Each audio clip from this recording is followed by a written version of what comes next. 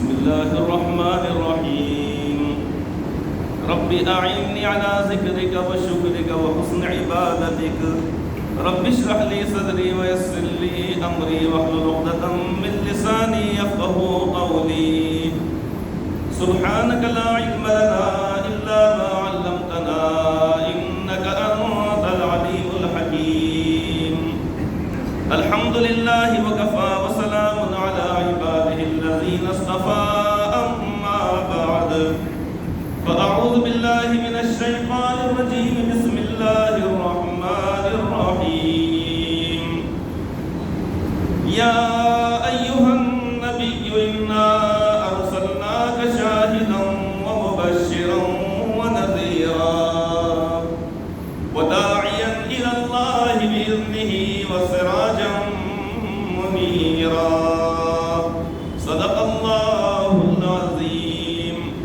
وقال النبي صلى الله تعالى عليه وآله وسلم الحاج والعمار وفد الله إن دعوه أجابهم وإن استغفروه غفر لهم أو كما قال عليه الصلاة والسلام بزرگان محترم اور معزز حاضرین کرام، یہ مبارک مہینہ وہ مہینہ چل رہا ہے جس کو ذی الحجہ کا مہینہ کہا جاتا ہے کہ جس میں اللہ تبارک و تعالیٰ کے اس ایک حکم کی تکمیل کی جاتی ہے، یعنی فریضہ حج ادا کیا جاتا ہے۔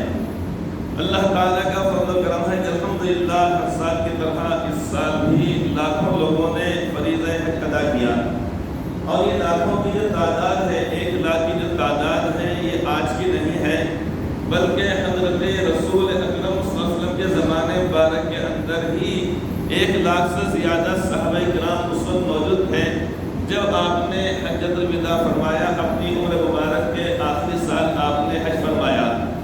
متعدد روایات ہیں جس کے اندر یہ بھی آتا ہے کہ صحابہ کرام کی تعداد اس وقت جب مکہ مکرمہ سے آپ تشریف لے گئے، یعنی جب مدینہ طیبہ سے آپ تشریف لے گئے مکہ معظمہ کی جانب، تو اس وقت تک صحابہ کرام کی ایک بہت بڑی تعداد جو 1 لاکھ سے زیادہ ہے وہ تیار ہو چکی تھی۔ تو مدینہ طیبہ میں خود بہت سارے اطراف و اکناف میں، اور جیسے جیسے آپ یعنی آگے بڑھتے ہیں مکہ مکرمہ کی طرف جا رہے ہیں حج کے لیے، تو جگہ جگہ سے لوگ آ کر اس کے اندر شامل ہو رہے تھے۔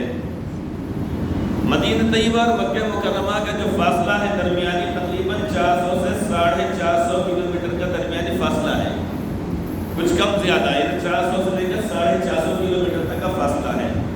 اب جیسے آپ مدینہ طیبہ سے نکلے، وہاں سے بہت بڑی تعداد آپ کے ساتھ موجود ہے، پھر آپ آگے بڑھیں، لوگ اس کے اندر قافلے کے اندر شامل ہوتے رہے، یہاں تک کہ جب کہ مکہ مکرمہ میں جب آپ پہنچ گئے حج کرنے کے لیے، تو تعداد صحابہ کرام کی ایک روایت کے مطابق یعنی 1,24,000 اور 20,000 اور 40,000 تک روایت ہے۔ بہرحال اتنی بات پکی ہے، لیکن یہ 1 لاکھ کی تعداد اس وقت ہو چکی تھی، آج سے 1400 سال پہلے۔ اب اس کے اندر اضافہ ہوتا رہا۔ اب آج کے زمانے میں اخباری اطلاعات، یہ میڈیا کی اطلاعات الگ رہتی ہیں، لیکن تعداد بہت زیادہ ہو جاتی ہے، 30 لاکھ سے لے کر 40 اور 45-50 لاکھ تک کا مجمع ہو جاتا ہے۔ تو بہرحال یہ مہینہ مبارک مہینہ چل رہا ہے کہ جو اللہ تبارک و تعالیٰ نے ایمان والوں پر حج کو جو فرض فرمایا ہے، وہ اس حج کی ادائیگی کے لیے لوگ گئے، اور جانے کے بعد اپنی توفیق کے مطابق وہاں پر انہوں نے فریضہ حج کو ادا کیا۔ اس کے ساتھ ساتھ انہوں نے مزید عمرے کیے، طواف کیے، اور دیگر اعمال کو کرتے رہے، اور قیامت تک انشاءاللہ تعالیٰ یہ عمل ہوتا رہے گا۔ اللہ تعالیٰ سے دعا ہے کہ اللہ تعالیٰ ہم سب کا شمار اور قیامت تک کے آنے والے تمام ایمان والوں کا شمار اللہ تعالیٰ ان لوگوں فرمائے کہ جن کو حرمین شریف کی زیارت بار بار حج اور عمرے کی لائن سے نصیب ہوتی ہے، آمین ثم آمین۔ تو محترم بزرگ دوستو، ایک تو فریضہ حج جس کو ادا کیا جا چکا ہے، ایک وہ چیز کہ ہم میں سے بہت سارے لوگ یا تو جا چکے ہوں گے یا نہیں گئے ہوں گے، لیکن اگر نہیں گئے اپنی کسی مجبوری کی بنا پر، مالی استطاعت کی وجہ سے، یا کوئی اور مجبوری کی بنا پر، تو اس صورت میں ہم نے اللہ اللہ تبارک و تعالیٰ سے دعا کرنا چاہیے، اور ساتھ ہی ساتھ اسباب کے طور پر اپنے پاس اپنی ماہانہ آمدنی میں سے کچھ نہ کچھ جمع کرتے رہنا چاہیے۔ کسی کی آمدنی ماہانہ 5,000 روپیہ اگر ہے تو 100-200 روپیہ جمع کرنا کوئی مشکل بات نہیں ہے۔ بھلے سے لاکھوں روپیہ خرچ ہو جاتا ہو آج کے زمانے میں حج کمیٹی سے بھی جانے کے وجہ سے، اور پرائیویٹ ٹور سے جانے کا سلوک کے جیسے بہت زیادہ ہوتا ہے خرچ، لیکن ہماری جب یہ نیت رہے گی، ہمارا جب جذبہ رہے گا اور ہماری اندرونی تڑپ رہے گی تو اللہ تعالیٰ ہماری رزق مقدر فرما دیں گے۔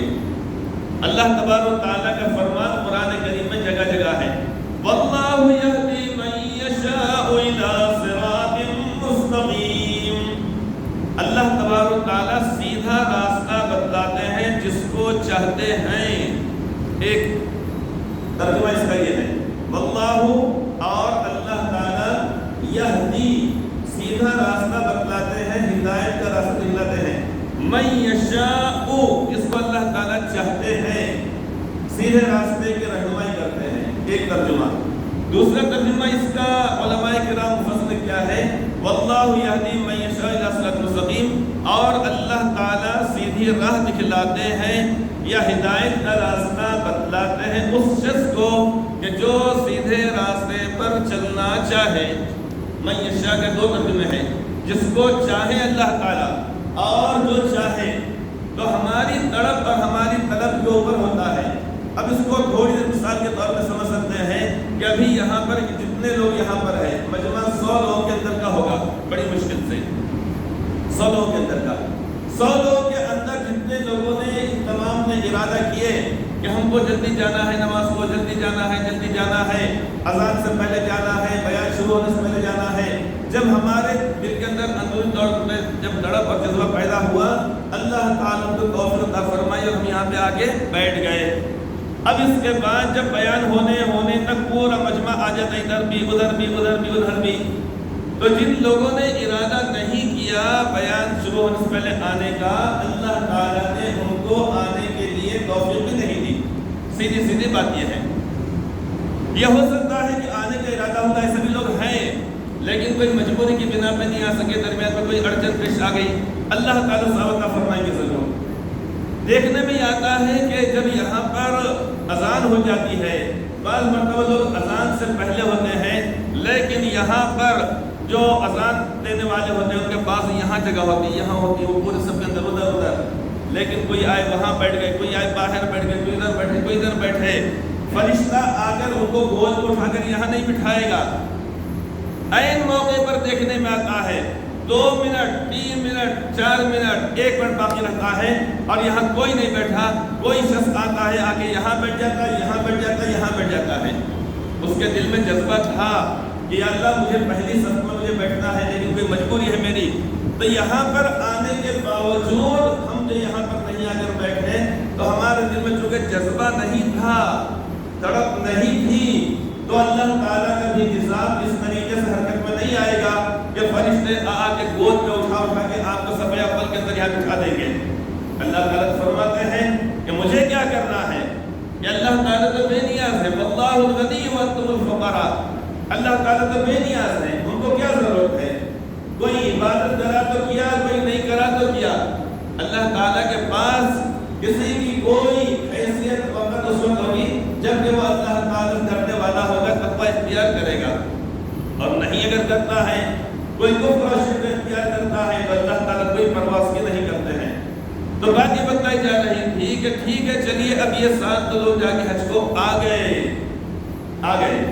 لیکن ہم میں سے جو حج نہیں کیے، چاہے ظاہری طور پر ان کے پاس اتنی گنجائش نہ ہو کہ لاکھوں روپیہ نہیں ہے، لیکن 1 روپیہ تو روز جمع کر سکتے ہیں، 10 روپیہ تو کر سکتے ہیں، ماہانہ 150 روپیہ تو کسی غلے وغیرہ کے اندر ڈال سکتے ہیں، یہ عمل تو ضرور کرنا چاہیے۔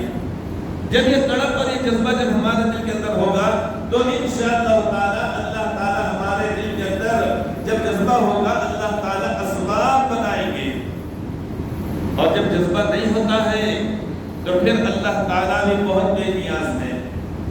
مکہ مکرمہ کے اندر ابو جہل کی پیدائش ہوئی، ابو لہب کی پیدائش ہوئی وہاں پر، عبداللہ ابن ابی ابن سلول جو رئیس المنافقین کہلاتا ہے، وہ بھی اس زمانے کے اندر موجود ہے، لیکن جب ہدایت پانے کا، اس پر عمل کرنے کے جب جذبہ نہیں، تو پھر اللہ تعالیٰ نے پھر توفیق بھی نہیں دی۔ حسن ز بصرہ بلال از حبش صہیب زرو، حسن ز بصرہ بلال از حبش صہیب زرو، خاک مکہ ابو جہل اینچے بھلا جدیس، کہ لوگ باہر سے آ کر اسلام قبول کر رہے ہیں۔ سیدنا حضرت بلال حبشی رضی اللہ عنہ کی پیدائش مکہ مکرمہ میں نہیں ہوئی، حبشہ کے رہنے والے ہیں، لیکن دل میں تڑپ ہے، جذبہ ہے، تکلیفیں دی گئی، لیکن زبان پر احد احد احد، اللہ ایک ہے، اللہ ایک ہے، اللہ ایک ہے، یہی زبان کے اوپر ہے۔ تو جذبہ تھا ان کا، اللہ رب العزت نے ان کو ہدایت سے نواز دیا اللہ تعالیٰ نے۔ حضرت سلمان فارسی رضی اللہ تعالیٰ عنہ، فارس کے رہنے والے، ایران کے رہنے والے ہیں، جذبہ ان کے اندر تھا، اور پہلے دوسرا مذہب، پھر مذہب، پھر مذہب، الگ الگ مذاہب کو تبلیغ کرتے کرتے یہاں تک کہ جب وہ مدینہ طیبہ میں آئے، اور آنے کے بعد پھر وہاں پر انہوں نے اسلام قبول کیا وہاں پر۔ تو کہاں سے آئے وہ؟ فارس سے آتے ہیں، ایران سے آتے ہیں۔ حضرت صہیب رومی رضی اللہ تعالیٰ عنہ، اصل میں وہاں پر یہ ان کے آبا و اجداد تھے، تو وہ روم کے رہنے والے تھے، لیکن ان تمام کو ہدایت مل جاتی ہے، اور جس نے ارادہ نہیں کیا اس کو ہدایت نہیں ملتی ہے۔ تو حسن ز بصرہ بلال از حبش صہیب زرو، خاک مکہ ابو جہل اینچے بھلا جدیس۔ تو مکہ مکرمہ کے اندر پیدائش ہونے کے باوجود، اور ان کے سامنے اللہ کے نبی علیہ السلام کا بچپن گزرا، جوانی گزری، نبوت کا آپ نے اعلان فرمایا، لیکن وہی لوگ جو آپ کو الامین الصادق کہا کرتے تھے، وہی لوگ سب سے پہلے انکار کرنے والے ہو گئے۔ تو اللہ تعالیٰ نے باہر سے جو لوگ آ کر ایمان لانا چاہا، ان کو اللہ کا نواز دیا، اور جو لوگ وہاں کی مکہ مکرمہ کی سرزمین سے پیدا ہوئے، ان لوگوں کو ہدایت نہیں ملی۔ تو بات صرف یہ کہی جا رہی ہے کہ ٹھیک ہے ہم اسباب کی بنا پر نہیں جا سکے، لیکن ہم نے ابھی سے اپنی تڑپ اور جذبہ اپنے اندر رکھنا چاہیے۔ اللہ تبارک و تعالیٰ ہماری تڑپ کے اوپر ہم کو اللہ تعالیٰ حج کے ساتھ نصیب فرمائیں گے انشاءاللہ تعالیٰ۔ پھر بھی خدا نخواستہ اگر ہو سکا دنیا سے، یعنی ویسا ہی چلے گئے ہم بغیر ادا کر کے، لیکن اسباب کے طور پہ ہم دعا بھی کرتے رہے، پیسے بھی اپنی گنجائش کے مطابق جمع کرتے رہے، پاسپورٹ بھی ہم نے بنا کر رکھا، اور ساری چیزیں جو اسباب کے درجے میں کرتے رہے، لیکن نہیں کر پائے۔ اب ایسی صورت میں اللہ تبارک و تعالیٰ ہم کو انشاءاللہ تعالیٰ نیت کی بدولت اجر و ثواب کا فرمائیں گے۔ نیت کی بدولت حدیث پاک میں ہے، نیت المؤمن خیر من عملہ، ایک مومن کی نیت، مسلمان کی نیت بعض دفعہ اس کے عمل سے زیادہ بہتر ہوگی۔ عمل کرتے وقت انسان کے اندر بعض متولیہ کاری آ جاتی ہے، لیکن نیت انسان نے کرا کہ میں تہجد پڑھ کر انشاءاللہ تعالی نماز پڑھوں گا، لیکن نہیں پڑھ سکا، اللہ تعالیٰ فرماتے ہیں میں زکوٰۃ دوں گا، لیکن وہ زکوٰۃ دینے کے تو یہ لائق زکوٰۃ دینے کا مستحق ہو گیا غربت کی وجہ سے، اس کو زکوٰۃ دینے کا ثواب اللہ تعالیٰ کا فرما دیتے ہیں۔ قربانی نہیں کر سکا ایک انسان مجبوری کی بنا پر، لیکن اس کا جذبہ یہ ہے کہ میں انشاءاللہ تعالیٰ قربانی کروں گا، لیکن نہیں کر سکا، تو نیت کی وجہ سے اللہ تبارک و تعالیٰ اس کو وہی ثواب عطا فرماتے ہیں جو دوسرے لوگوں کو اس فریضے اور واجب کی ادائیگی کے اوپر ملتا ہے۔ تو ایک بات تو یہ ہے کہ ہم اپنے طور پر اسباب کو اختیار ضرور کریں، شیطان کے دھوکے میں نہیں آنا چاہیے۔ شیطان پٹی کیسے پڑھاتا ہے ہم کو، اور شیطان ہمارے خون میں گردش کرتا ہے۔ ان الشیطان یجری فرمایا گیا ہے، مجری الدم فرمایا گیا ہے، شیطان انسان کے جسم کے اندر جیسا خون جیسے دوڑتا ہے، ویسا ہی شیطان بھی ہمارے جسم کے اندر گردش کرتا ہے۔ حدیث پاک میں فرمایا گیا۔ تو خیالات آتا، ہمارے دل کے اندر جذبہ بھی آئے، ارے بھائی وہاں جانا تو خوش قسمتوں کی بات ہے، تو کون بولا خوش قسمت کے نہیں ہے؟ بالکل صحیح بات ہے۔ ارے بھائی وہاں اللہ کا جس کو بلاوا آتا ہے وہی جاتا ہے، ارے بھائی اپنے کہاں قسمت ہے، ارے بھائی اپنے کہاں ایسے اعمال ہے۔ اب یہ کہہ کے شیطان ہم کو ایسی پٹی پڑھاتا ہے ایسے پٹی پڑھا تھا ہم کو، ہمارے کا قسمت، ہمارے اندر کہاں پہ وہ صلاحیت، ہمارے پاس پیسہ کیسا ہے، کھانا کھاتے ہوئے کوئی نہیں کہتا، فنکشن ہال میں کوئی نہیں کہتا ارے بھائی چکن ٹکا کھانا اپنے کہاں قسمت میں ہے، حضرت جبرائیل علیہ السلام آ کے میرے ہاتھ میں سے لے کے پلیٹ میں سے لے کے میرے منہ میں ڈالیں گے تو میں چباؤں گا، ایسا کرتا ہے؟ ارے نہیں بھائی، وہ رکعہ جس فنکشن ہال میں جا اس کو اوپر رکھتا ہے آدمی، 8-10 رکعوں میں سے جس فنکشن ہال میں جانا فلاں، ارے نہیں چھوڑ وہ، ارے ہاں وہ چل رہی اس کو اوپر رکھ کے ذرا یاد نہیں کرتا ہے، تجھے بتا رہا ہوں میں۔ لیکن جب آدمی کو ارادہ ہو جاتا ہے نہیں بھائی ہمارے قریبی ہیں، رشتہ دار ہیں، جانا پڑتا ہے، میں بھول جاؤں گا، لہذا آدمی اس وقت کو کیا کرتا ہے؟ اوپر رکھتا ہے۔ یہ جذبہ ہے، کوئی بری بات نہیں ہے، کوئی غلط چیز نہیں ہے۔ تو اسی طریقے سے نیک اعمال کا بھی ہمارے اندر جذبہ ہونا چاہیے کہ میں یہ کروں گا، میں یہ کروں گا، میں یہ کروں گا۔ تو انہی میں سے ایک چیز یہ ہے کہ ہمارے اندر وہ جذبہ اور وہ تڑپ ہمارے اندر پیدا ہونی چاہیے، ایک بات۔ دوسری بات کیا ہے؟ اب حضرات حجاج کرام کی واپسی اب ہو رہی ہے۔ جو لوگ خانگی طور پر گئے تھے، شروع میں چلے گئے تھے، اب تو ان کی روانگی ہو رہی ہے، جیسا کچھ حضرات وغیرہ آئے ہیں۔ جو لوگ حج کمیٹی سے گئے تھے اب ان کی بھی واپسی ہونے میں ہے، آج لو کل نو پرسوں درسوں، اس طریقے سے ہوتے تو جیسے ہمارے لیے حکم یہ تھا کہ جس وقت حجاج کرام جب روانہ ہوں اس موقع پر ان سے دعا کی درخواست کی جائے، حضرت عمر فاروق اعظم رضی اللہ عنہ کے صاحبزادے جب ارادہ کیا انہوں نے عمرے کو جانے کا تو آپ سے آ کر عرض کیا اور آپ سے اجازت چاہی، تو آپ نے ان سے فرمایا اشرکنا یا اخی فی دعائک ولا تنسنا، او کما قال علیہ السلام۔ آپ نے فرمایا کہ میرے چھوٹے بھائی، اس میں شفقت ہے، محبت ہے، اشرکنا یا اخی فی دعائک، میرے چھوٹے بھائی، میرے برادر صغیر، تم ہم کو اپنی دعا میں شریک کر لینا، یہ آپ نے فرمایا۔ کون کہہ رہے ہیں؟ اللہ کے پیارے نبی صلی اللہ علیہ وسلم کہہ رہے ہیں۔ کن سے کہہ رہے ہیں؟ اپنے صحابی رسول سے کہہ رہے ہیں۔ جب وہ عمرے کے لیے اجازت چاہ رہے ہیں تو اللہ کے نبی علیہ السلام ان سے گزارش فرما رہے ہیں، ان سے فرما رہے ہیں اشرکنا یا اخی فی دعائک، میرے بھائی، میرے چھوٹے بھائی، تم ہم کو اپنی دعا میں شریک کرنا۔ صرف آپ نے اس پر اکتفا نہیں فرمایا بلکہ ایک اور جملہ آپ نے فرمایا ولا تنسنا، اور تم ہم کو بھولنا مت، یہ آپ نے فرمایا۔ یہ بات کیوں فرمائی آپ نے؟ اپنی ایک شفقت کی بنا پر، ایک محبت کی بنا پر، حالانکہ آپ کے لیے دعا کی درخواست کرنا کوئی ضروری ہے ہی نہیں، اس لیے کہ جب اللہ رب العزت نے آپ کو امام الانبیاء بنایا، خاتم النبیین بنایا، اور بعد از خدا بزرگ تو یہ قصہ مختصر کہ اللہ رب العزت کے بعد جن کا مرتبہ اور مقام ہے وہ حضرت رسول اکرم صلی اللہ تعالی علیہ وآلہ وسلم ہے۔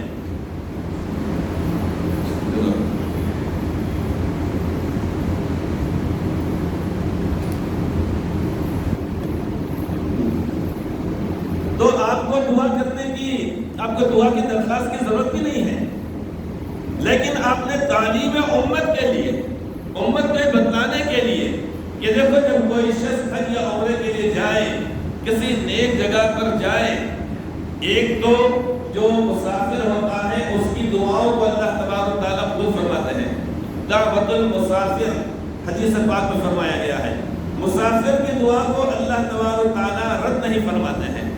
اب مسافر سفر کرنے والا چاہے تجارت کی لائن سے کر رہا ہو، چاہے کہیں پر کسی کے پاس عقد میں شرکت کے لیے، یا کہیں خدا نخواستہ کوئی واقعہ پیش آ گیا عزیز و اقارب میں، کوئی رنج و غم والا وہاں جا رہا ہو، کسی بھی نوعیت کا جب سفر ہوتا ہے کسی شخص کا تو وہ شخص مسافر کہلاتا ہے۔ اور مسافر جب ہوتا ہے تو اس کو اپنے عزیز و اقارب، بیوی بچے، اپنے وطن کے چھوڑنے کا اس کو غم ہوتا ہے، اس کے دل میں خیالات گزرتے کہ میری عدم موجودگی میں کہیں خدا نخواستہ کوئی ایسا واقعہ پیش نہ آئے جو میرے لیے واپسی پر تکلیف کا باعث ہو، یا وہاں پر جانے کے بعد مجھے اطلاع ملے کہ ایسا ہو گیا۔ اب اس کی زیادہ سے زیادہ توجہ اللہ رب العزت کی طرف ہوتی ہے۔ اپنے مقام پر تو ہے بیوی میں، بچوں میں، دوستوں میں، کھیتی باڑی میں، کاروبار میں، لین دین میں، معاملات میں آدمی تھوڑا الگ اس کا معاملہ ہوتا ہے۔ لیکن جب انسان تنے تنہا یا کچھ ساتھیوں کے ساتھ جب سفر پر نکل پڑتا ہے تو اس صورت میں اس کے دل کے اندر طرح طرح کے خیالات آتے ہیں اور اس کا رجوع اللہ تعالیٰ کی جانب اپنے مقام کے مقابلے میں زیادہ رہتا ہے۔ اب جب اس کی طلب ہوتی ہے، اپنے آپ کو ڈرا سہما محسوس کرتا ہے، اکیلا محسوس کرتا ہے، تو پھر اللہ تبارک و تعالیٰ اس کی دعاؤں کو قبول فرماتے ہیں۔ تو ایک تو عام سفر کرنے والا شخص، اس کی دعا کو اللہ تعالیٰ قبول فرماتے ہیں۔ تو جب کوئی شخص حج یا عمرے کے لیے جائے، ایک بابرکت سفر چونکہ ہوتا ہے، تو اللہ تبارک و تعالیٰ یقیناً اس کی دعا کو قبول فرمائیں گے۔ تو آپ نے اس موقع پر یہ بات آپ نے شاید فرمائی، اشرکنا یا اخی فی دعائک، او میرے چھوٹے بھائی ہم کو تم اپنی دعا میں ضرور شریک کر لینا، آپ نے فرمایا اشرکنا یا اخی فی دعائک ولا تنسنا، اور تم ہم کو بھولنا مت، آپ نے فرمایا۔ ایک بات تو حجاج کرام کے جاتے وقت اس وقت مقامی لوگوں کو یہ تاکید کی گئی عملی طور پر کہ ان سے دعا کی درخواست کرو، اس لیے کہ میزان رحمت کے نیچے جب دعا کریں گے، جب وہ سفر میں دعا کریں گے، کعبہ شریف کے سامنے دعا کریں گے، مینا میں جب دعا کریں گے، عرفات میں کریں گے، مزدلفہ میں کریں گے، اور اسی طریقے سے کنکریاں مارتے وقت مارنے کے بعد جب کریں گے، صفا اور مروہ میں جب کریں گے، یہ وہ تمام مقدس اور مبارک جگہ ہیں جہاں پر کہ اللہ تبارک و تعالیٰ بطور خاص اپنے بندوں کی دعاؤں کو قبول فرماتے ہیں۔ تو اس لیے آپ نے فرمایا، طالب محمد کے لیے آپ نے فرمایا کہ اب بتائیں آپ نے کہ جاتے وقت ان لوگوں سے دعا کی درخواست کرنا چاہیے، ایک بات۔ دوسری بات، اب جب وہ روانہ ہو رہے ہیں، اب ان کو اللہ رب العزت نے ایک مرتبہ اور مقام عطا فرما دیا، ایک مرتبہ اور مقام کون سا؟ ان کو اللہ تبارک و تعالیٰ کے لاڈلے نبی علیہ السلام نے فرمایا وفد اللہ تبارک و تعالیٰ کا وفد۔ وفد کے معنی آتے ہیں کچھ لوگ جو کسی کی نمائندگی کرتے ہیں، کچھ لوگ جو کسی کی نمائندگی کرتے ہیں، جیسے مثال کے طور پہ ہمارا یہ ملک بھارت، اب یہاں سے کچھ لوگوں کو کسی ملک بھیجا جائے، 2 آدمی 3 4 5 6 8 10 لوگوں کا وفد ہوتا ہے۔ کسی ملک سے کوئی وفد آتا ہے، ہمارے ملک میں آتا ہے، یہ پورے دنیا کے تمام ممالک کے اندر یہ ہوتا ہے، اس طریقے کا ہوتا ہے۔ ان کے اپنے معاملات ہوتے ہیں، مسائل ہوتے ہیں، اور اسی طریقے معاہدے ہوتے ہیں، اور کچھ چیزوں کے اوپر دستخط کی جاتی ہے، اور بہت سارے معاملات کو طے کیا جاتا ہے کہ ہمارے پاس یہ چیز بہت زیادہ ہوتی ہے، لہذا ہم آپ کے پاس بھجوائیں گے، آپ کے پاس جو چیز ہوتی ہے وہ آپ ہمارے ملک کو دیجیے، یہ اس کے اندر طے ہوتا ہے، بہت ساری چیز اس کے اندر طے ہوتی ہے۔ تو اور جو وقت جتنا زیادہ معزز ہوتا ہے اس کا اتنا زیادہ اکرام اور اعزاز کیا جاتا ہے۔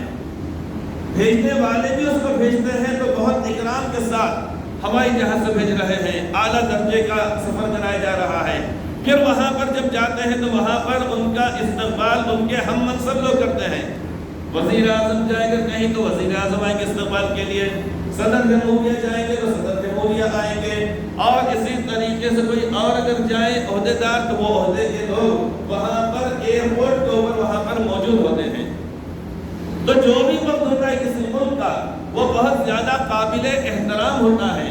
وہاں پر جانے کے بعد ان کی ذمہ داری ہو جاتی ہے، من پسند کھانے کھلاتے ہیں، آرام دہ جگہ پر قیام کرایا جاتا ہے، ان کا اعزاز اور اکرام کیا جاتا ہے، بہت ساری چیزیں ہوتی ہیں، سب لوگوں کو معلوم تفصیل بتانے کی ضرورت نہیں ہے۔ لیکن اس کے اندر جو نسبت کی جاتی ہے، بھائی فلاں ملک کا وفد آیا ہے، تو یہ جو نسبت ہوتی ہے وہ بہت بڑی نسبت ہوتی ہے۔ جیسے مثال کے طور پہ ایک دیوار یہ ہے، اب اس کی نسبت مسجد سے ہو گئی، مسجد کی دیوار اگر کسی نے خدا نخواستہ اس کے اوپر تھوکا یا باہر سے اگر کسی نے کوئی اور اگر کوئی کچرا ملا ڈالا، فوراً ایک وہ شخص جو سائیکل رکشہ چلانے والا ہو وہ بھی گھر میں تم کو نہیں معلوم کہ اللہ کا گھر ہے اس کی دیوار ہے؟ کہے گا نہیں کہے گا؟ نسبت. کپڑا ایک عام کپڑا ہے، 50 روپے میٹر کا کپڑا ہے، لیکن جب اس کو جزدان بنا دیا جاتا ہے اور جب اس کو غلاف بنا دیا جاتا ہے اور جزدان بنا کر جب قرآن کریم کو پر چڑھا دیا جاتا ہے، اس کی نسبت جو کہ قرآن کریم کے ساتھ ہو گئی. ہر شخص اس کا ادب اور احترام کرتا ہے. کبھی یہ دیکھنے میں نہیں آئے گا کہ جزدان کو کسی شخص نے جھٹکنی بنا کر اس کا استعمال کیا ہو. سبھی حضرات سے گزارش ہے کہ زیادہ سے زیادہ کرتا ہوں، جھٹکنی بنا کر اس کا استعمال کیا جائے. کبھی دیکھا آپ نے؟ نہیں کرتا کوئی شخص. احترام، چاہے وہ جزدان کتنا ہی پرانا ہو جائے، بوسیدہ ہو جائے، لیکن چونکہ اس کی نسبت ادھر ہو چکی ہے قرآن کریم کی طرف، لہذا اب اس کا احترام کیا جاتا ہے. ٹوپی اگر 10 روپے کی اگر ہو، لیکن چونکہ وہ سر کے ساتھ نسبت رکھتی ہے، لہذا اس کو پیروں میں روندا نہیں جاتا ہے، روندا نہیں جاتا ہے. اور جوتا 2000 روپے کا جوتا، دولے کا جوتا 5000 روپے کا، گھوڑے جوڑے کی رقم، جوتا اسی میں. ایک جگہ پر رشتہ داری طے ہو رہی تھی، طے ہو رہا تھا سنگر یہ دیں گے، وہ دیں گے، وہ دیں گے، وہ دیں گے. ایک صاحب بڑے تجربہ کار ہیں، بوڑھے لوگ بڑے تجربہ کار ہوتے ہیں، تو انہوں نے اپنے داماد کے بعد سے پوچھا، اچھا یہ جو رقم جو ہم دے رہے ہیں اس میں جوتے بھی شامل ہیں کہ نہیں ہیں؟ مطلب یہ کہ بات کی بات لات کی لات سے بولتے ہیں. کیا بولتے ہیں اس کو؟ بات کی بات لات کی لات. تو انہوں نے پوچھا کہ بھائی جو رقم ٹھیک ہم دے دیں گے، مگر یہ جوتے اس میں ہیں یا الگ سم دینا؟ ایسا ہوتا ہے بات کی بات اور لات کی لات اس کا ہے. تو یہ جوتا جتنا چاہے کتنا ہی قیمتی ہو، قیمتی کا مطلب زیادہ پیسے کا ہو، لیکن اس کو پیر کے اندر ہی رکھا جائے گا. اور ٹوپی 10 روپے کی اگر ہے اس کو سر کے اوپر رکھا جائے گا، جو کہ سر تمام اعضاء میں اللہ رب العزت نے اس کو ایک مرتبہ عطا فرمایا ہے. عطا فرمائے نہیں، سارے اہل علم سر میں جمع ہیں. اہل علم کا مطلب دیکھنے کی صلاحیت آنکھوں کی، کان کے سر میں ہے نا، اتنے منڈے میں ہے نا. سننے کی صلاحیت کان کے ذریعے سے سر کے اندر ہی ہے اتنے میں. چکھنے کی صلاحیت کھٹا ہے، میٹھا ہے، کڑوا ہے، تیز ہے، یہاں پر اللہ تعالیٰ رکھا ہے. سننے کی صلاحیت اللہ رب العزت نے یہاں پہ رکھی ہے. جتنے بھی اہل علم ہیں، اہل علم کا مطلب یہ ہے کہ معلومات جو حاصل کیا پوروں کو اللہ اس کے طرف دیتا ہے.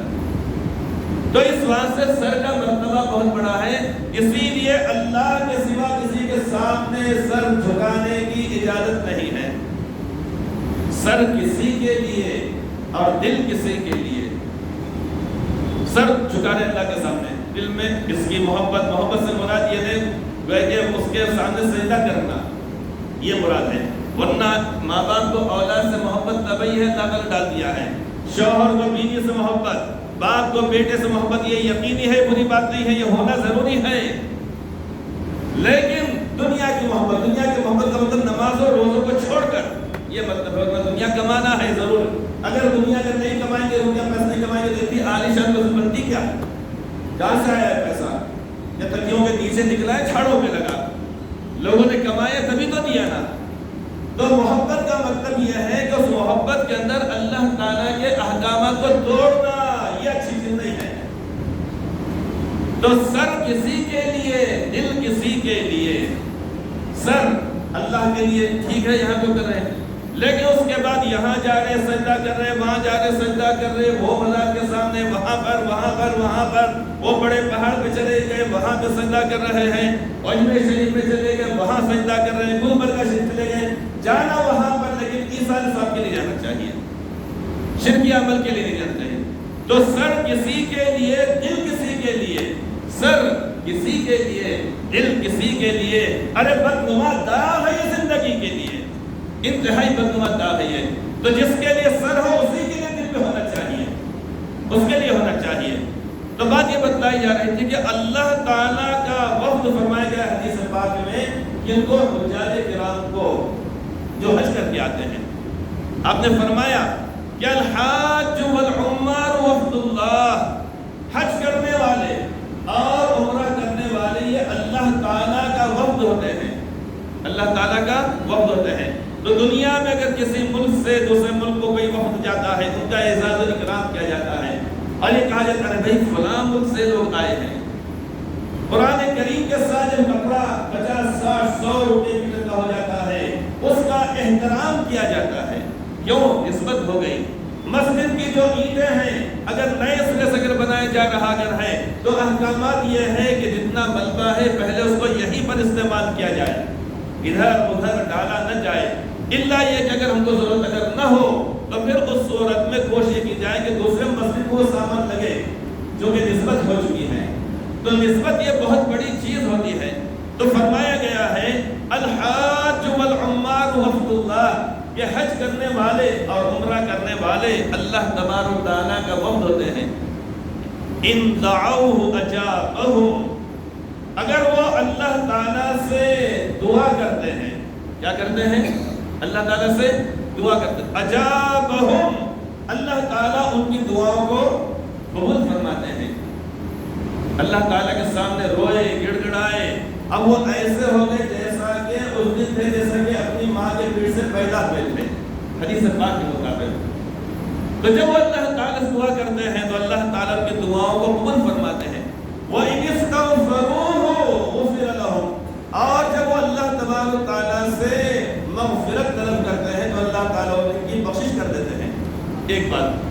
دوسری بات حدیث پاک کے اندر جو میں بتانے اور جا رہا ہوں حضرات کو, اب جب حجاج کرام آئیں گے ہمیں معلوم اگر ہمارے علم پہلے سے ہو فلاں گاڑی سے آ رہے ہیں فلاں راستے سے آ رہے ہیں تو ہم نے ان کے استقبال کے لیے آنا. استقبال کا مطلب یہ نہیں کہ جاتے ہو 200 روپے کا ہاتھ لے جائیں جا کے پہنا دیں گے.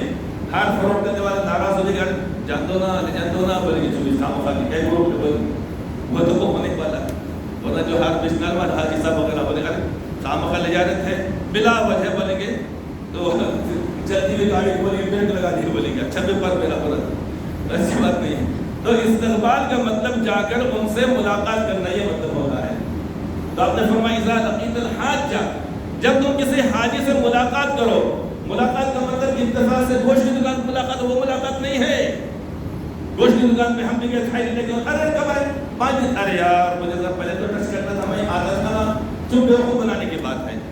یہاں پر ایک کہا جائے جب تم ملاقات کرو تو ملاقات کے لیے جاؤ فسلم علیہ, تو تم ان کو سلام کرو. کیا کرو؟ سلام میں پہل کرنے کا حکم دیا گیا ہے. وصافح ہو, اور ان سے مصافحہ کرو. مصافحہ کا مطلب ہاتھ میں ہاتھ ملانا دونوں مکمل طور جیسے اس طریقے سے, یہ ایسا ہے, ایسا یوں نہیں ہاتھ خالی ٹچ کرنا, یہ مصافحہ نہیں ہوتا. یہ کیا ہے؟ خالی ٹچ کرنا اور ٹچ کرنا, ادھر آدمی کا ہاتھ ادھر کہیں اور ٹچ کرنا, یہ نہیں. مصافحہ ہمارے دونوں ہاتھ اور اس کے دونوں ہاتھ ایسا ہونا چاہیے, یہ ایسا اس طریقے سے. تو آپ نے فرمایا کہ جب تم حاجی سے ملاقات کرو, مطلب کہ تم جاؤ ملاقات کرو, وقت نکال کے جاؤ, کام چھوڑ کے جاؤ, یہ مطلب ہوا. تو فسلم علیہ السلام میں پہل کرو, انتظار مت کرو, بلکہ خود السلام علیکم. وصافح ہو, اور تم ان سے مصافحہ کرو. کسی بات کے عمر ہوگا یہ استغفر لک, اور ان سے گزارش کرو کہ وہ تمہارے لیے اللہ تعالیٰ سے دعائے مغفرت کرے. دعائے مغفرت اس لیے کرائی گئی ہے کہ مغفرت ہونے کے بعد جنت میں ساری چیزیں وہاں پر مل جائیں گی, ورنہ اس کے بغیر کیسا ہوگا؟ کمائن دھمائن نور بخالہ کی جمائن, ایسا ہو سکتا ہے کیا؟ پہلے پوچھا جاتا بچہ کیا کرتا, ایسا ویسا, عمر کتنی ہے, قد کتنا ہے, اور لچکدار بچہ ہے کہ نہیں ہے, کہیں لہیم شہیم تو نہیں ہے, وہ ساری چیزیں دیکھی جاتی, لیکن اس کی کمائی کیا ہے؟ ورنہ نہیں کوئی کمائی نہیں, خالی ہمیشہ ارے کمائی نہ دھمائی نور بخالہ کی جمائن, ایسا کیسا ہوگا؟ تو اس لیے مغفرت کی دعا کے بارے میں کہا گیا ہے. جب مغفرت کر دی جائے گی, اب اس کے بعد آخرت میں جو اللہ تعالیٰ فرمایا سورۃ الدہر کے اندر وَيَطُوفُ عَلَيْهِمْ وِلْدَانٌ مُخَلَّدُونَ إِذَا رَأَيْتَهُمْ حَسِبْتَهُمْ لُؤْلُؤًا مَّنثُورًا, وہاں پر جنت کی طرح طرح کی نعمتیں سورۃ الدہر کے اندر فرمائی گئی ہیں. یہ نعمت, یہ نعمت, یہ نعمت. ان میں سے بھی فرمائی وَيَطُوفُ عَلَيْهِمْ وِلْدَانٌ مُخَلَّدُونَ, اہل جنت کے پاس ان کی خدمت کے لیے جب آئیں گے وہاں پر تو بڈھے لوگ نہیں آنے والے وہاں پر, اور جوان بھی نہیں آئیں گے, ایسی مخلوق رہیں گے, ایسے چھوٹے چھوٹے بچے, انتہائی خوبصورت حسین و جمیل, جس کا ہم تصور نہیں کر سکتے. تو اہل جنت پاس یہاں جا رہے وہاں جا رہے, ان کو شراب پلا رہے, ان کو پانی پلا رہے, ان کو شہد دے رہے ہیں. تو یطوف علیہم ولدان مخلدون, وہ بچے ایسے ہوں گے جو ہمیشہ بچے ہی رہیں گے. اذا رأيتهم حسبتهم لؤلؤا منثورا, منثورا، اے مخاطب جب تم بچوں کو دیکھے گا جب جنت میں ایسا لگے گا جیسا کہ وہ بکھرے ہوئے موتی ہیں۔ اللہ نے جنت کے اندر وہ ان بچوں کی خدمت فرمایا ہے، اور آگے فرمایا گیا ہے وَسَقَاهُمْ رَبُّهُمْ شَرَابًا طَهُورًا، اور ان کا رب ان کو آخرت میں پاکیزہ شراب پلائے گا۔ یہ سورہ دہر کی پہلے اس کے پہلے کی آیت کریمہ ہے۔ تو یہ سارے عمل کیوں کرنا ہے؟ تاکہ آخرت میں ہم کو جنت میں نعمتیں ملیں۔ لہذا فرمایا گیا ہے حاجی صاحبان جب آئیں تو تم ان سے مصافحہ کرو اور ان سے گزارش کرو کہ تمہارے لیے دعائیں مغفرت کریں۔ قبل ان يدخل بيته فانه مغفور له، آپ فرماتے ہیں اپنے گھر میں داخل ہونے سے پہلے کیونکہ ان کی بخشش کر دی گئی ہے۔ یہ آپ نے فرمایا جیسے ہی گھر میں داخل ہو گئے اب وہ جو موقع تھا وہ ختم ہو گیا۔ اگر حدیث پاک کے طور پر فرمائی گئی ہے، لیکن یہ صریح حدیث پاک ہے کہ اپنے گھر میں داخل ہونے سے پہلے یہ موقع ہے۔ اس لیے اس بات کا ہم اہتمام کریں۔ اللہ تعالی ہم سب کو اس کی توفیق عطا فرمائے، آمین ثم آمین۔